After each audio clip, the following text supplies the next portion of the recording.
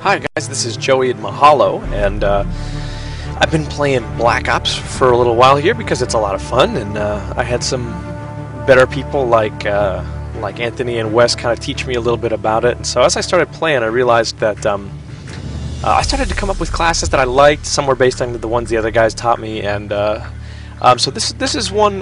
This is my light machine gun build, and really I want to call it a heavy machine gun because this is like the heaviest thing you can possibly get. This is an M60 build. It's built around the M60. The M60 is a fantastic weapon if you've got the ability to just sit and put some rounds out.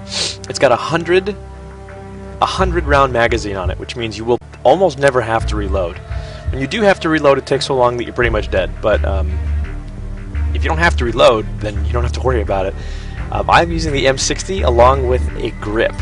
The reason I'm using the grip is because it just this thing just goes if you don't have the grip. It goes like that even when you do have the grip. So with the grip, you can essentially continually fire, pull down the trigger, and never have to reload or stop because you can usually keep it under control.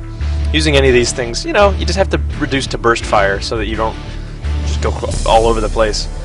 But obviously our choices with the in the light machine gun realm are the RPK, which is a fine gun. It's not bad at all. The HK-21 is like, yeah, there's really, in my opinion, there's no reason to use this when you can use the RPK.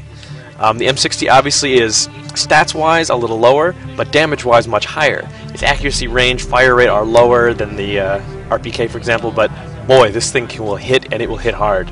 The Stoner is also a really, really nice choice. Don't get me wrong, there's a great build for this. It's out there. If you like it, do it. It does only a little bit less damage than the M60. Its stats are all around better, but boy does this thing is really scary. It makes people freak out and you never have to reload.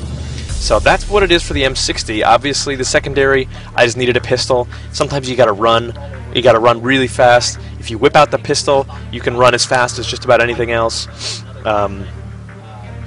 And I have it on full auto just because rarely do you have a chance to, I don't know. Full auto, it's fun having a pistol with full auto. Other suggestions for that would probably either be extended mag or dual wield, just because if you have to pull out your weapon for whatever reason, pull out your secondary, you don't have very long. You don't have very long to mess around. So either obviously the extended mag to make sure that you get all the hits you need, or the dual wield to just get more damage out. I put it on full auto just because, hey, you gotta get that damage out quick.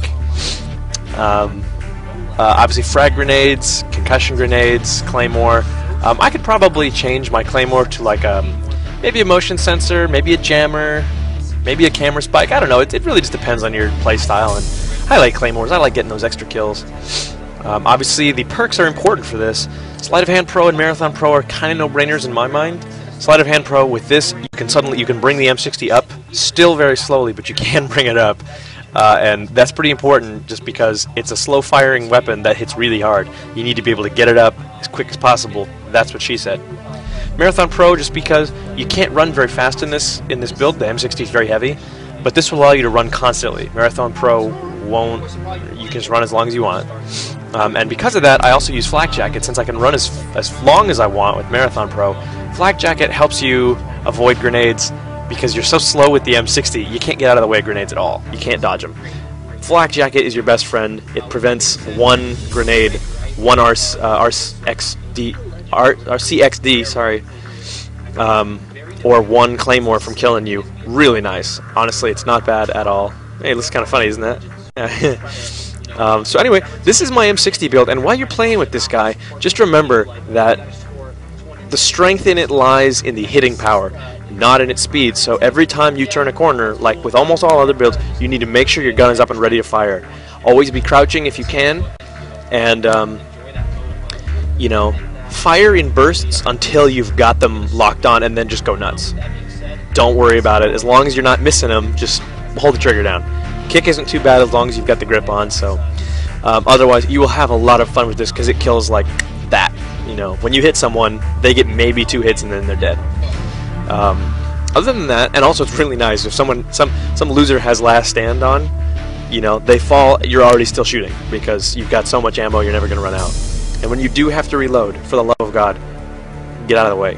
get out of the way, because even with Sleight of Hand Pro, it'll take like 3 or 4 seconds to reload the thing. So anyway, I hope you guys enjoyed that. And again, this is not the end-all way to do it.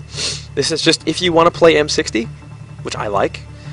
This is not a bad build for it, and it's not a bad way to keep yourself alive while getting good kills.